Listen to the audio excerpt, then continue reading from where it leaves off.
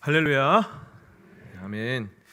여러분은 하나님을 어떻게 부르십니까? 성경에서는 하나님을 향한 많은 호칭이 있습니다. 여호와, 전능자, 창조자, 주님, 선한 목자, 반석, 구원자, 이렇게 하나님을 부르고 있습니다. 저희 가정의 믿음의 1세대인 그 할머니를 손을 붙잡고 제가 유치원 때 교회에 처음 갔을 때 모든 것이 너무 낯설었습니다. 교회라는 공간에 보여지는 것뿐만이 아니라 좀 굉장히 낯설었던 부분은 찬양할 때도 아버지, 뭔가 툭하면 설교에 아버지가 많이 나오고, 또 기도원에 갔을 때에는 아버지 막 같이 부르짖는데요, 깜짝 놀랐습니다. 뭐 그렇게 아버지를 부르나. 또 눈물을 펑펑 흘리면서 아버지라고 이렇게 기도하는 모습을 볼 때 참 놀라웠어요. 그런데 여러분, 하나님을 아빠, 하나님을 아버지라고 부를 수 있는 것 안에는 놀라운 축복과 은혜가 있는 줄을 믿습니다. 오늘 본문 말씀에서 사도 바울은 하나님을 향해서 아빠, 아버지로 부르게 되었다라고 이렇게 말씀하고 있습니다. 6절 말씀에 보시면 너희가 아들임으로 하나님이 그 아들의 영을 우리 마음 가운데 보내사, 같이 읽을까요? 시작. 아빠, 아버지라 부르게 하셨느니라. 아멘. 이 아빠, 헬라어로 아빠라고 똑같죠. 우리나라 한국말하고 아빠. 그리고 여기에서 히브리어로 보면 아부라고 해가지고 아람어로도 아빠. 그러니까 그런 것들을 음을 그렇게 헬라어로 기록을 해서 아빠라고 했어요. 아빠, 아버지. 한번 따라해 보실까요? 아빠. 네, 그렇습니다. 그래서 하나님을 아빠, 아버지. 아버지는 또 헬라어로 파테르라고 해서 어린 아이들이 아버지를 부를 때 파테르라고 이렇게 부르는데, 하나님을 향해서 아빠, 아버지라고 이렇게 부르게 되었다라는 것입니다.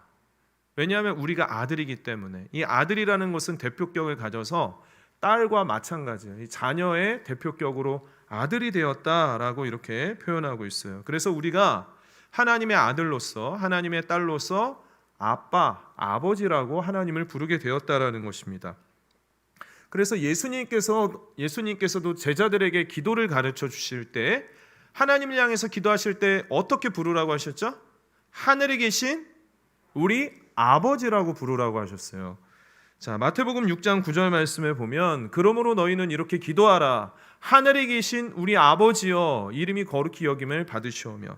하늘에 계신 우리 아버지, 파테르, 아버지라고 이렇게 부르며 기도하라고 예수님께서 말씀하셨다라는 거예요. 마태복음 7장 11절 말씀에 보면 너희가 악한 자라도 좋은 것으로 자식에게 줄 알거든 하물며 하늘에 계신 너희 아버지께서 구하는 자에게 좋은 것으로 주시지 않겠느냐. 역시 파테르라고 기록이 되어져 있어서 기도할 때, 삶을 살아갈 때, 삶에서 부족하고 어려울 때 예수님이 이렇게 이야기하는 것입니다. 하나님이 너희 아빠잖아. 하나님 너희 아버지인데 하나님이 좋은 것으로 주시지 않겠어? 너에게 그러한 상처가 있는 것 하나님 아빠, 아버지가 치유해 주시지 않겠어? 하나님이 지금 당장 참 이해되지 않는 환경에 있을지라도 그 아빠, 아버지 되신 하나님께서 선한 길로 인도해 주시지 않겠느냐라고 이렇게 말씀하고 있는 것입니다. 그래서 이것은 단순한 하나님을 향해서 호칭이 아닙니다. 하나님과 우리와의 관계가 무엇인가? 천지를 지으시고 하늘에 별을 넣으시고 오늘 아침에도 해를 뜨게 하신 그 하나님 앞에서 하나님께서 우리와 상관없는 분이 아니라 하나님이 우리의 아빠, 아버지가 된다라는 것이에요. 이것은 정말 상상할 수 없는 축복이고 그 안에 비밀이 담겨져 있는 것입니다. 오늘 말씀을 통하여서 우리 흩어진 화평 가족들이 하나님 아빠, 아버지라 부르는 그 특권을 다시 한번 마음에 새기고 그 가운데에서 넘치는 기쁨과 자유함과 구원의 감격이 회복되기를 간절히 소원합니다. 그러면 우리가 어떻게 하나님을 아빠, 아버지라고 부르게 되었는가? 어떻게 그러한 자격을 가지게 되었는가? 아담과 하와의 범죄로 말미암아 관계가 끊어졌는데 어떻게 하나님을 아빠 아버지라 부르게 되었습니까? 오늘 본문 말씀 4절과 5절 말씀에 보면 이렇게 말씀하고 있습니다. 때가 참에 하나님이 그 아들을 보내사 여자에게서 나게 하시고 성육신 나게 하신 것이죠. 율법 아래에 나게 하신 것은 율법의 아래에 있는 자들을 속량하시고, 같이 읽겠습니다. 시작. 우리로 아들의 명분을 얻게 하려 하심이니라. 아멘. 예수님이 이 땅에, 창조주와 동등하신 예수님이 이 땅에 피조물인 인간의 옷을 입고 이 땅에 오신 이유는 무엇인가? 우리에게 명분을 주시기 위해서, 아들의 명분, 자녀의 명분을 주시기 위해서 이 땅에 오셨다라는 거예요. 그래서 우리가 그 예수님을 영접을 할 때 하나님을 아빠 아버지라고 부를 수가 있는 것입니다. 요한복음 1장 12절과 13절 말씀에 보면 영접하는 자 곧 그 이름을 믿는 자들에게는, 예수님의 이름을 믿는 자들에게는 하나님의 자녀가 되는 권세를 주셨으니 이는 혈통으로나 육적으로나 사람의 뜻으로 나지 아니하고 오직 하나님께로부터 난 자들이니라. 그러니 예수님이 이 땅에 우리에게 주신 권리라는 것은 무엇인가? 하나님의 자녀가 되는 권세. 영어 성경으로는 때로는 어떤 버전에는 파워, 어떤 버전은 라이트 해서 권리 이렇게 되어져 있는데, 둘 다 맞는 해석인데 조금 더 의미적으로 이 권리에 무게중심을 두는 게 맞습니다. 그래서 우리가 예수님을 믿게 되면 우리에게 권리가 주어져요. 무슨 권리예요? 하나님의 자녀가 되는 권리가 주어진 것입니다. 그래서 여러분, 누군가가 여러분에게 아니 무슨 권리로 하나님을 아빠라고 불러? 무슨 권리로 하나님을 아버지라고 불러? 그러면 뭐라고 대답하시겠어요? 그 권리 예수님이 나에게 주셨어 라고 이렇게 말씀하시면 되는 것이죠. 그래서 우리가 예수 그리스도를 영접함으로, 그 이름을 믿음으로 말미암아 우리가 하나님을 아빠 아버지라고 부르고 하나님의 자녀가 된 것이죠. 영접한다라는 것은 손님으로 예수님을 영접하는 게 아니라, 여러분의 삶에 예수님이 손님이 되어서는 안 됩니다.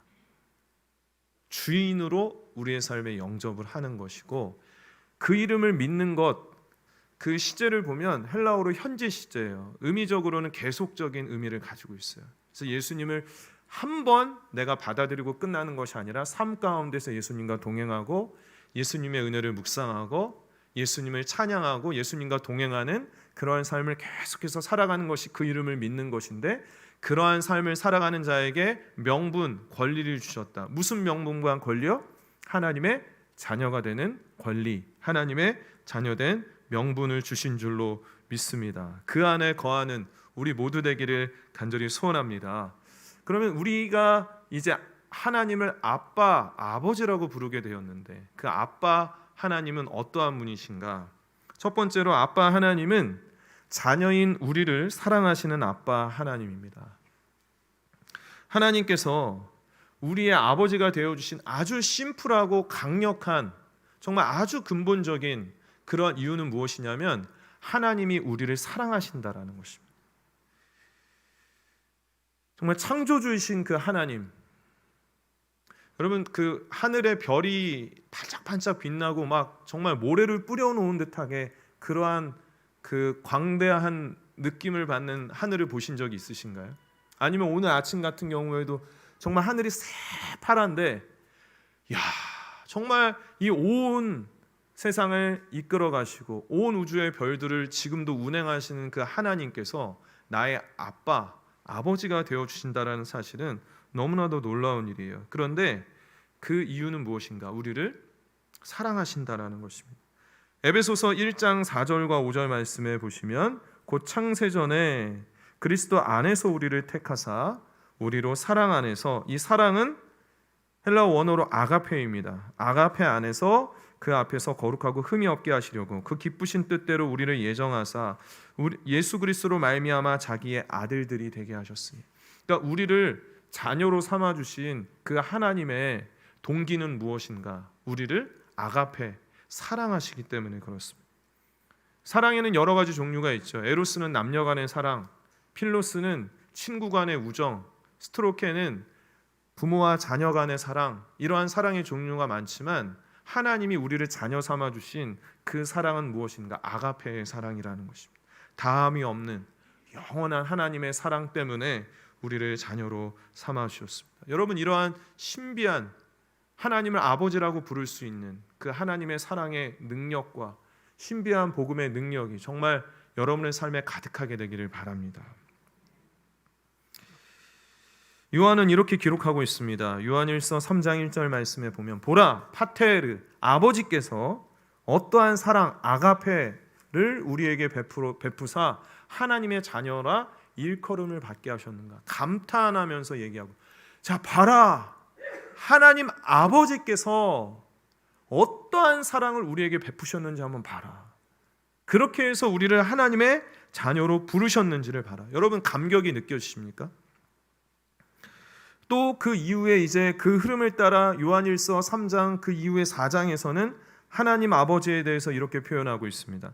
4장 16절 말씀에 하나님이 우리를 사랑하시는 사랑을 우리가 알고 믿었느니, 언어로 보면 다 아가페라고 기록이 되어 있습니다. 우리를 아가페 하시는 아가페를 우리가 알고 믿었느니, 하나님은 어떤 분이시라고 말씀해요? 사랑이시라. 하나님은 본질적으로 사랑이시고 하나님이 그 사랑 안에서 우리를 자녀 삼아 주신 것이죠. 저를 한번 따라해 보시기 바랍니다. 하나님은 사랑이시라. 또 한번, 아빠 하나님은 사랑이시라. 할렐루야. 그래서 여러분, 이 사랑은 표현이 되어져야 되는데, 그러니까 하나님의 그 사랑은 뭔가 관념적이거나 종교적이거나 교리적인 사랑이 아니라 실제적으로 우리를 사랑해 주신 그 사랑이에요. 그 사랑을 우리에게 보여주시고 표현해 주셨습니다. 그 자리가 어떤 자리입니까? 바로 십자가의 사랑이죠. 너무 우리를 사랑하시고 우리를 자녀 삼기 위해서는 예수님께서 그 십자가에 달려 죽으셔야만 했어요. 로마서 5장 8절 말씀에 우리가 아직 죄인 되었을 때, 하나님과의 관계가 끊어졌을 때이죠. 그리스도께서 우리를 위하여 죽으심으로, 같이 읽을까요? 시작. 하나님께서 우리에 대한 자기의 사랑을 확증하셨느니라. 저 사랑도 아가페라고 기록이 되어 있습니다. 하나님께서 우리를 사랑하십니다. 그 사랑을 어디에서 알 수 있냐고요? 그 십자가의 사랑을 볼 때 사랑은 정말 회복될 수가 있어요. 요즘에 우리가 새벽마다 또 날마다 솟는 샘물 큐티집을 가지고 마태복음을 읽고 예수님이 고난당하시고 십자가에 달리시는 그 장면을 보고 있는데, 정말 이 말씀을 주중에도 준비하고 생각하면서 제 마음속에 간절함이 있었습니다. 그 하나님 아빠, 아버지의 사랑을 제가 말로만 하는 것이 아니라 하나님, 제가 충만해지고 싶습니다. 정말 첫사랑이 회복되고 싶고 정말 그 아버지의 사랑 안에 제가 거하며 살아가고 싶습니다. 사역하고 싶습니다. 하루하루 지내고 싶습니다. 근데 금요일 날 응답해 주셔서 그 십자가에 달리신 그 예수 그리스도의 말씀을 전하고 앞자리에 앉아서 기도할 때 얼마나 눈물이 나는지, 나를 하나님이, 아버지 하나님이 나를 이렇게 사랑하시는구나. 다시 한번 제가 그 사랑 안에서 회복이 되고 진짜 큰 힘을 얻었습니다. 아빠 하나님, 아버지 하나님 사랑 안에서 우리는 용서받는 줄 믿습니다. 아빠, 아버지 하나님 안에서 우리는 새 힘을 얻는 줄 믿습니다. 그 사랑 안에서 회복되지 못할 염려와 상처는 없는 줄 믿습니다. 여러분의 신앙생활이 과연 내가 그 아버지, 하나님 아버지라고 부르면서 그러한 충만한 신앙생활을 하고 있는지 한번 점검해 보시고 사모하십시오. 여러분이 어떠한 순간이라도 아빠라고 부를 때, 아버지라고 부를 때 그 사랑으로 새 힘을 얻게 될 줄을 믿습니다. 우리 아빠 하나님은 어떠한 아빠 하나님이신가? 두 번째로, 자녀인 우리에게 하나님의 자녀답게 살기를 기대하시는 아빠 하나님입니다. 저도 연약하고 부족한 아빠지만 제가 진짜 자녀를 향해서 꼭 하고자 하는 것은 무엇인가 하면 기대하는 것입니다. 사랑하기 때문에 뭔가 다 포기를 해도, 다 가능성이 없다고 해도 저는 두 아들을 향해서 기대할 것입니다. 계속 기대할 것입니다. 넘어져도, 제 마음을 쏙 썩여도 또 기대할 것입니다. 왜냐? 사랑하기 때문에. 하나님 아빠께서, 하나님 아버지께서 우리를 향해서도 기대하고 계세요, 여러분. 하나님과의 관계 안에서 하나님이 나를 향해서 무엇을 기대하시는가? 한번 물어보면서 살아가시길 바랍니다. 3절, 4절, 5절 오늘 본문 말씀을 차례로 보시면 보시면 아버지 하나님의 어떠한 기대가 있습니까? 이와 같이 우리도 어렸을 때 이 세상의 초등학문 아래 있어서 종노릇하였더니 때가 참에 하나님이 그 아들을 보내사 여자에게서 나게 하시고 율법 아래에 나게 하신 것은 그 율법 아래에 있는 자들을 속량하시고 우리로 아들의 명분을 얻게 하려 하심이라. 그 아들의 명분을 얻기 전에, 아들이 되기 전에, 자녀가 되기 전에 우리는 어떠한 자리에 있었습니까? 종노릇했다라고 했습니다. 근데 하나님 아버지가 기대하시는 것은 우리가 종으로 살아가기를 원치 않으세요. 그 초등학문이라는 것은 뭐 기초학문 이렇게 해서 좀 단어적으로 접근을 해서 해석을 하면 뭐 이 세상의 기초가 물질이 되는 불이라든가 물이라든가 돌이라든가 아니면은 천체를 섬기는 해와 달과 별을 섬기는 그런 우상들을 초등학문이라고 그 당시에는 표현을 했습니다. 그런데 여기에서는 더 정확하게 의미적으로 해석을 하자면 사도 바울은 초등학문 아래에서 종노릇하지 말라라는 것은 그 초등학문은 율법을 가리킵니다. 근데 그 율법은 구약 시대에 하나님께서 모세를 통해서 주신 율법인데 왜 율법에 종노릇하는 게 잘못되었는가? 왜 그러냐면 율법의 기능을 우리가 알아야 돼요. 율법의 기능은 무엇이냐면 그 율법을 행함으로 우리를 의롭게 하는 데 율법의 기능이 있는 것이 아니라 그 율법을 행하고자 했을 때 발견되는 하나님의 은혜가 아니면 구원받지 못하는 나의 죄성을 발견하는 것이 율법의 기능이에요. 근데 참된 믿음이 없는 그러한 상황에서 율법 아래에 있으면 그 율법의 종이 되고 율법 죄의 종이 되어서 살아가게 된다라는 것이죠. 그래서 사도 바울은 단도직입적으로 고린도전서 15장 56절 말씀에 보면 죄의 권능은 율법이라. 그러니까 이 율법은 죄의 권능이라는 것이죠. 참된 믿음이 없는데 그 율법 아래에 있으면 그 율법을 지키고자 하는 그러한 상황 속에서 죄의 종이 될 수밖에 없다라는 것입니다. 하나님의 사랑 안에 거하지 않고 막 세상 속에서 마음대로 살아가면 굉장히 행복할 것 같지만 탕자의 비유를 통해서 알게 되죠. 우리가 아버지의 품을 떠나서 아버지의 재산을 가지고 막 세상에서 너무 정말 막 행복할 것 같고 잘 살 것 같지만 그 삶이 너무나도 비참했죠. 다 잃어버리고 돼지가 먹는 그런 쥐업 열매도 먹지 못하는 그러한 불행 가운데 거하게 되었습니다. 여러분, 우리는 하나님의 기대가 있어요. 우리를 향한 그러한 죄에 매여서 죄의 종으로 막 끌려가듯이 그렇게 신앙생활하고 그렇게 살기를 원치 않으세요. 교회를 다니는 이 그리스도인들의 삶의 형태가 대부분 세 가지로 이렇게 분류가 되는데 제가 세 가지를 간단히 말씀드릴 때 나는 어디에 속하는지 한번 생각해 보시길 바랍니다. 첫 번째는 아직도 종과 자녀의 사이를 왔다 갔다 하는 그런 신앙생활을 할 때가 있습니다. 때로는 하나님의 은혜를 누리는 것 같지만 율법적으로 자꾸만 하나님의 눈치를 보고 좀 전통적인 교회에서 좀 굳어진 경우에는 내가 아빠 하나님, 아버지 하나님을 사랑하기 때문에 물질을 드리는 것이 아니라 내가 진짜 아빠 아버지의 영광을 위해서 예배하는 것이 아니라 눈치를 보면서 종처럼 내가 오늘 교회 출석하지 않으면 어디 가면 교통사고 날까 봐, 아니면 진짜 내가 하나님 앞에 물질을 드리지 않으면 나 망할까 봐 눈치 보면서 율법적으로 죄 아래에서 왔다 갔다 하면서 그 하나님 아버지의 자녀된 권리와 은혜를 누리지 못하고 형식적으로 율법적으로 신앙생활하는 경우가 있어요. 두 번째로는 너무 뻔뻔한 신앙생활을 하는 경우가 있어요. 하나님의 자녀가 되었는데 나 하나님의 자녀인데 뭐 하면서 마음대로 살아요. 세상에서 그냥 나 하나님의 자녀인데 하나님이 그냥 복 주시겠지, 하나님이 도와주시겠지라는 그런 생각을 가지고 마음대로 살아요. 이것에 극단적으로 치우친 이단이 구원파죠. 한번 구원받았으면 됐다. 그 이유는 마음대로 살아라. 굉장히 매력적이지만 잘못된 신앙이죠. 세 번째는 하나님의 자녀됨을 풍성히 누릴 뿐만이 아니라 내가 하나님의 자녀가 되었으니 가치관이 달라지고 세상 가운데에서 하나님의 자녀답게 거룩하게 살아가고 주님이 주신 사명을 감당하며 살아가는 그런 삶이 있습니다. 여러분은 어떻게 신앙생활하고 있으십니까? 정말 하나님께서 이스라엘 백성들에게 원하시는 것은 레위기 11장 45절 말씀에 내가 거룩하니 너희도 거룩할지어다. 하나님의 자녀답게 세상과 구별된 거룩한 삶을 살아가야 됩니다. 여러분, 우리가 하나님의 자녀가 되었으니 더 이상 종노릇해서 죄의 종노릇에서 해방되기를 간절히 바랍니다. 자, 이것이 다시 회복이 되어야 합니다. 신앙생활의 기쁨과 신앙생활의 재미가 회복이 되려면 우리가 하나님을 아버지로 모시고 그 아버지 안에서 정말 하나님 아버지의 뜻에 따라 자녀답게 살아가는 삶이 회복이 돼야 돼요.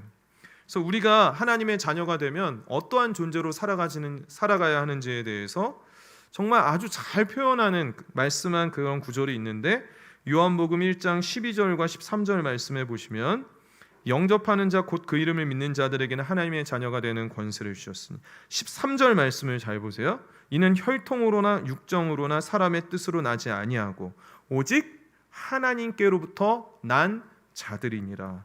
이 표현이 너무 중요한데 하나님의 자녀가 되었다면 어떻게 돼요? 하나님께로부터 난 자들, 다시 태어난 자들, 새로운 존재가 되었다라고 말씀하고 있는 거예요. 그래서 우리가 예수님을 믿고 하나님의 자녀가 된 것은 우리의 인생이 요 정도 좋아지고 업그레이드 정도 되는 것이 아니라 아니면 마치 무언가 인테리어를 바꾸고 카페를 리뉴얼하는 것처럼 인생이 리뉴얼 정도 되는 것이 아니라 이 말씀을 근거로 해서 하나님의 자녀된 삶은 어떤 삶입니까? 리본, 다시 태어나고 완전히 새로운 존재가 되고 완전히 새로운 정체성을 가지고 하나님의 자녀답게 살아가게 된다라는 것입니다. 그래서 여러분 이 세상 속에서 살아갈 때 죄가 여러분을 그 자녀된 정체성을 뒤흔들려고 할 때 세상적인 가치관 속에서 하나님의 뜻대로 살아가지 못하도록 자꾸 뒤흔들 때 옛 속성이 있을 때 내가 하나님의 자녀인데 내가 새로운 피조물인데 이렇게 고백하며 승리하시기를 바랍니다. 고린도후서 5장 17절 말씀에서 그래서 우리가 어떠한 존재인지 다시 한번 말씀하고 있습니다. 누구든지 그리스도 안에 있으면 예수님을 영접하고 예수님을 믿고 하나님의 자녀가 되었으면 무엇이 되었다라고 그래요? 새로운 피조물이라. 새로운 존재, 새 것이 되었다라고 말씀하고 있습니다. 여러분 저는 제 고백을 드리자면 저는 하나님 아버지를 만나기 전에 열등감 덩어리였습니다. 진짜 얼마나 비교를 많이 하고 욕심을 갖고 비교의식하고 불명불판. 그럼 제가 열등감을 가졌다는 것이 잘 이해가 안 되시죠? 네, 아닙니다. 진짜 얼마나 나에겐 왜 이런 환경이 주어졌고 나는 왜 이렇게 생겼고 우리 집안 내가 주어진 뭐 아무것도 가진 것이 없고 맨날 불평하고 때로는 그것 때문에 극복하고 열심히 하려고 했지만 맨날 실패만 경험하는 저의 모습이었어요. 그러나 하나님 아버지, 아빠 하나님을 만나고 나서 달라졌어요. 무엇이 달라졌는가? 환경이 달라졌을까요? 제가 가진 것이 달라졌을까요? 아니요. 저의 존재가 달라졌어요. 그래서 가진 것이 없어도 하나님이 나의 아버지신데 책임져 주실 줄 믿습니다. 하나님, 내가 지금 어디로 갈지 모르겠지만 하나님 아버지는 나의 길을 아시는 줄 믿습니다. 내가 지금 나에게 여전히 이러한 연약함이 있지만 아버지께서 도와주실 줄 믿습니다. 그러한 정체성과 그러한 아버지의 은혜 가운데서 나아갈 수 있었어요. 그래서 하나님 아버지의 자녀인 여러분은 아버지의 기대와 같이, 그러니까 하나님 아버지의 기대와 같이 존귀한 자녀로 죄의 종으로 살아가는 것이 아니라 어쩔 수 없이 끌려가면서 신앙생활하는 것이 아니라 하나님 아버지의 자녀다운 그러한 모습이 새 것으로 새로운 피조물로 회복되기를 바랍니다. 마지막으로 우리 아빠 하나님은 자녀인 우리를 상속자로 삼아주신 아빠 하나님이십니다. 오늘 본문 말씀의 7절 말씀을 우리가 함께 보도록 하겠습니다. 그러므로 내가 이후로는 종이 아니요 아들이니 아들이면 하나님으로 말미암아 유업을 받을 자니라. 하나님께서 우리를 자녀 삼아 주심으로 우리가 자녀가 되었으니 당연한 것 아니에요? 상속자가 되는 것은 너무 당연한 것입니다. 법적으로도 자녀가 되었으면 상속자가 됩니다. 여러분, 우리가 상속받을 유업은 무엇인가? 그러면 그 유업은 무엇인가? 바로 하나님의 나라 천국입니다. 여러분은 상속자입니다. 아멘. 여러분 감격이 있으셔야 합니다. 아파트 한 채 상속 받으셨습니다? 네. 왜 아멘? 이것보다 비교할 수 없는 것을 우리가 상속 받았다는 거예요. 왜 아멘이 나왔을까요? 제가 너무 확실하게 얘기했던 거죠. 아무 때나 아멘 하시면 안 되는데. 여러분, 우리가 말씀하고 유업을 받을 자라고 아들이기 때문에, 그래서 우리는 저 천국 하나님의 나라를 상속받았다라는 것입니다. 이 사실을 분명하게 알게 되면 이제 이 세상을 다르게 보고 살아가요. 세계관이 달라집니다. 비전이 달라집니다. 인생관이 달라집니다. 왜냐하면 나에게 하나님 아빠, 아버지께서 주신 저 천국이 있기 때문에 그 전에는 이 세상이 전부인 줄 알았잖아요. 이 세상에서 뭔가 상속받아야 되는 줄 알았잖아요. 그런데 저 천국이 나에게 주어졌으니 이 세상에서의 정체성은 어떻게 돼요? 정착민이 아니라 나그네예요. 하나님을 아버지라고 부르는 사람들은 나그네처럼 살아가야 됩니다. 왜냐하면 우리에게 주어진 유업과 상속받는 것이 저 천국이기 때문에 이 세상에 보는 눈이 완전히 달라지게 되는 것이죠. 그래서 아빠 하나님의 자녀로 비밀을 알게 된 자들은 하나님의 나라를 꿈꾸며 살아가는 삶을 살아가게 됩니다.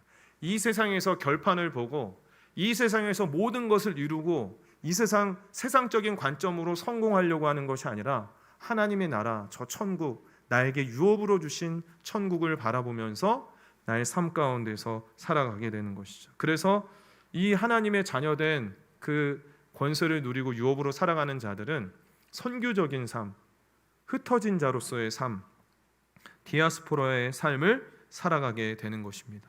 스데반의 순교로 예루살렘 교회가 다 흩어지게 되고 고통당하게 되었을 때 그들이 고아처럼 방황하고 고아처럼 그렇게 무엇을 위해서 살지를 몰라서 다 사라졌습니까? 그렇지 않습니다. 그 흩어진 자들이 그곳에서 하나님 나라의 비밀을 전했을 때 그곳에 하나님의 나라가 임하고 하나님의 자녀들이 탄생되는 그러한 놀라운 은혜, 복음의 은혜, 선교적인 은혜가 그 가운데 있었다라는 것입니다. 이것이 우리가 가진 그 복음과 이것이 바로 가진 그 하나님의 자녀의 사명인 줄을 믿습니다. 그래서 예수님께서는 이러한 삶을 이렇게 도전하셨습니다. 마태복음 6장 33절 말씀에 그런즉 너희는 먼저 그의 나라와 그의 의를 구하라. 그리하면 이 모든 것을 너희에게 더하시리라. 하나님의 자녀인데 예수님 볼 때 왜 그 유업으로 받은 하나님의 나라를 향해서 살아가고 있질 않느냐? 왜 이 세상에 그렇게 매여 있느냐? 먼저 하나님의 나라를 꿈꾸고 하나님의 자녀답게 저 천국을 상속받은 자답게 이 세상에서 하나님 나라를 꿈꾸고 살아가면 다른 모든 것도 아빠, 아버지 하나님께서 채워주실 것이다 라고 말씀하고 있어요. 그래서 우리의 비전과 우리의 삶, 우리의 목표, 교회가 달려갈 길은 무엇인가? 세상 끝날까지 하나님의 나라가 확장되는 일에 우리가 유업으로 받은 그 하나님의 나라의 기쁨을 다 누릴 수 있도록 그것을 전하는 것이 선교적인 것이 바로 교회의 목적이 되는 것이죠. 마태복음 28장 19절과 20절 말씀에 우리가 너무나도 잘 아는 말씀입니다. 그러므로 너희는 가서 모든 민족을 제자로 삼아 아버지와 아들과 성령의 이름으로 세례를 베풀고 내가 너희에게 분부한 모든 것을 가르쳐 지키게 하라. 볼지어다 내가 세상 끝날까지 너희와 항상 함께 있으리라. 자, 여러분, 세상 끝날 그날이 어떤 날입니까?